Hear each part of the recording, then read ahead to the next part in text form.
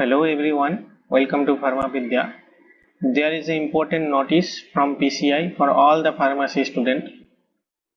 All the students have to register themselves on PCI.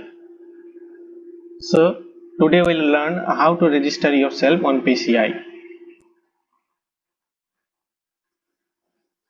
For that, go to Google Chrome, type pci.nic.in.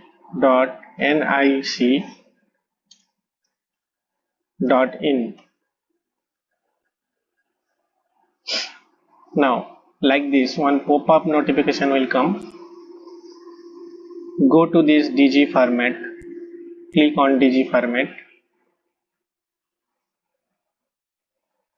Now, we'll get a page like this. So here it is written registration menu, institute, student, pharmacist, organization. So we are doing student registration. So click on student.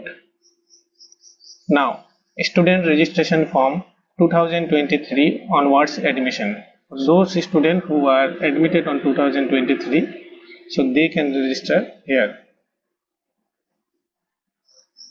First, write your first name here, middle name, last name, father name, mother name, mobile number, email ID, then course, institute name, date of application.